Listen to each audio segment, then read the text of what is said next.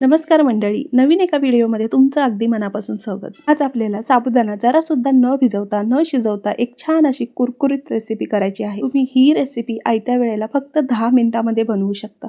आठवड्यातून किंवा महिन्यातून आपले उपवास तर असतातच. उपवासाच्या वेळेला कधी कधी आपण साबुदाणा भिजवायला विसरतो. मग तुम्ही आयत्या वेळेला असा साबुदाण्याचा फक्त 10 मिनिटात कुरकुरीत असा पदार्थ करू शकता आणि हा पदार्थ आठवड्याभर टिकतो बरं का. त्याचबरोबर घरी कोणी पाहुणे आले, मुलांच्या संध्याकाळच्या नाश्त्यासाठी किंवा सकाळच्या नाश्त्यासाठीही करू शकता. फक्त उपवास असायलाच हवे असं नाही. एकदा तुम्ही हा पदार्थ घरातल्यांना बनवून दिलात किंवा पाहुण्यांना तर विचारत राहतील काय आहे रेसिपी. त्याचबरोबर घरातील लहान मोठेही मुद्दामच उपवास धरतील अशी ही रेसिपी आहे. तर काय करायचं आहे माहिती आहे का? इथे साबुदाणा घेतला आहे 1 वाटी आणि हा साबुदाणा आपल्याला ना मंद आचेवर असा भाजून घ्यायचा आहे, जेणेकरून मिक्सरला ह्याची आपल्याला पावडर करता येईल व्यवस्थित. साबुदाणा छान असा मंद आचेवर, अजिबात ह्याचा कलर बदलून द्यायचा नाही, फक्त तो एकदम असा गरम होऊन कुरकुरीत झाला पाहिजे. म्हणजे कसं रेसिपी ही छान आपली कुरकुरीत होईल. मंडळी, तुम्हालाही प्रश्न पडला असेल ना, मगाशी मी दाखवलं की साबुदाणामध्ये मिरची आणि शेंगदाणे घालून काय असेल बरं. तर खूप छान रेसिपी आहे, तुम्हाला कळेलच पुढे.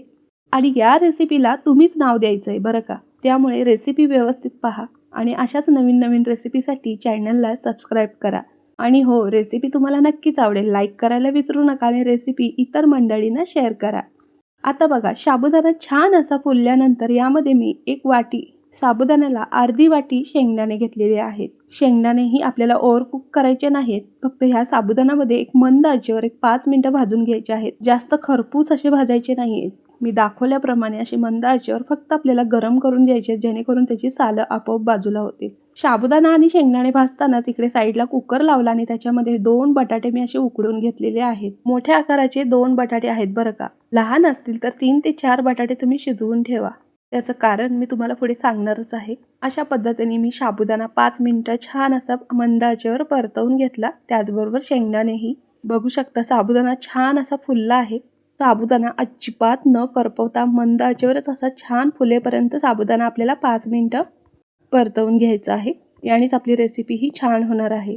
आता एक मिक्सरचं भांडं घेतलेलं आहे आणि हे साबुदाणा शेंगदाणे एकदम थंड झाल्यानंतर मिक्सरच्या भांड्यामध्ये टाकले आणि याची आपल्याला आता छान अशी बारीक पावडर करून घ्यायची आहे. आणि त्याच्याबरोबर यामध्ये 3 ते 4 मिरच्या मी मोडून घातलेल्या आहेत. ह्या तिखटवाल्या मिरच्या आहेत आणि 1 चमचा होईल एवढं जिरं घातलेलं आहे हाताच्याच अंदाजाने. जर तुम्हाला उपवासाला जिरं चालत असेल तर घाला, नसेल तर स्किप करू शकता. आणि जर कोथिंबीर चालत असेल तर तेही घाला. जर तुमच्याकडे जिरं कोथिंबीर उपवासासाठी नाही चालत तर तुम्ही ना इतर वेळेला नाश्त्यासाठी हा पदार्थ कराल ना, तेव्हा जिरं आणि कोथिंबीर मात्र नक्की घाला. आता बघा, ह्याची ना होईल तेवढी मस्त अशी बारीक पावडर करून घेतलेली आहे अशा पद्धतीने. मग अशी दाखवलेले बटाटे आहेत ना, त्याच्या साली काढून घेतल्या. मी किसणीने असं किसून घेतलेलं आहे. बटाटा छान शिजला आहे आणि या बटाट्यामध्ये आपण जी केलेली पावडर आहे ना ती घालायची आहे. यामध्ये मी पाण्याचा एकही थेंब नाही घातला, फक्त बटाट्यामध्येच आपल्याला हे पीठ छान असं मळून घ्यायचं आहे. आणि म्हणूनच मगाशी बोलल्याप्रमाणे इथे ना बटाटे तुम्हाला छोट्या आकाराचे असेल तरी 4 लागतील.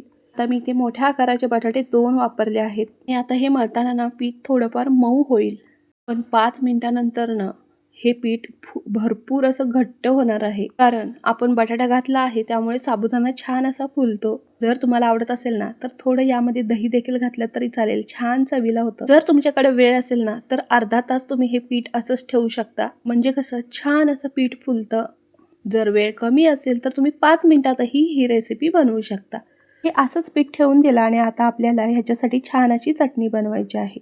त्याच मिक्सरच्या भांड्यामध्ये मी माझ्याकडे भाजलेला शेंगदाण्याचा कूट होता, ते 4 चमचे मी टाकलेले आहे. तेवढ्या प्रमाणात तुम्हाला चटणी करायची आहे तेवढ्या प्रमाणात तुम्ही ते भाजून शेंगदाणे घेऊ शकता. माझ्याकडे कूट होता म्हणून मी घातला. त्यामध्ये जिरे, मिरची आणि ताक घेतलेलं आहे ते घातलं. पाण्याचा वापर न करता तिथे ताक घालायचं, छान चटणी चवीला लागते. किंवा तुम्ही दही घातलं तरी चालेल. आणखीन चव वाढवण्यासाठी मी इथं कैरी घातलेली आहे. आंबट गोड चवीची कैरी आहे. शेंगदाणे कैरीची चटणी खूप छान लागते, एकदा नक्की करून पहा. अशा पद्धतीने चटणी आपली तयार आहे.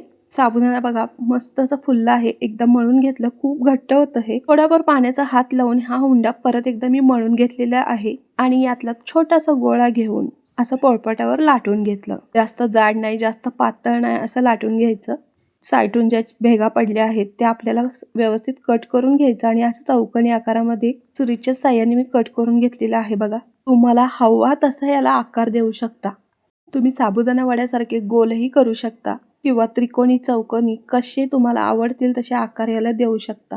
आता अशा पद्धतीने मी चौकोनी असा आकार दिला आहे. ही रेसिपी ना मुलांना तर खूपच आवडेल.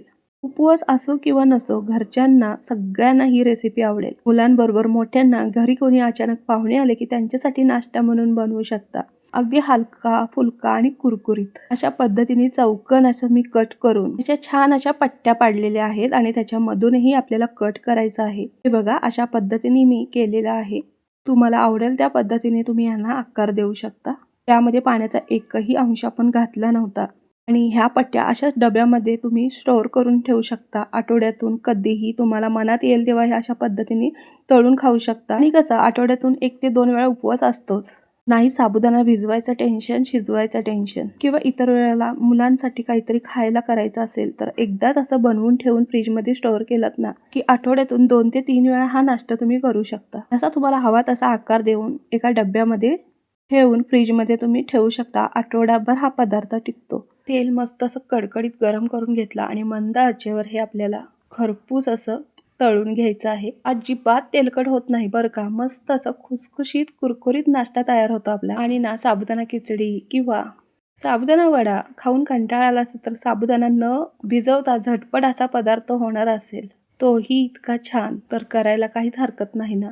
मग बघा मंडळी, आवडली तर रेसिपी नक्की ट्राय करा आणि कमेंट करून नक्की सांगा रेसिपी कशी झाली ती. आणि रेसिपी कुठून पाहताय हे सांगायला विसरू नका. मंद आचेवर एक बॅच मी तळून घेतली आहे मस्त अशी खरपूस कुरकुरीत होईपर्यंत. आणि आता दुसरी बॅच मी तळत आहे. इकडे बघा, मस्त असा कुरकुरीत नाश्ता आपला तयार आहे. आणि या नाश्त्याला तुम्हीच आता नाव द्यायचं आहे. तुम्ही दह्यासोबतही खाऊ शकता. असेचही खूप छान लागतात.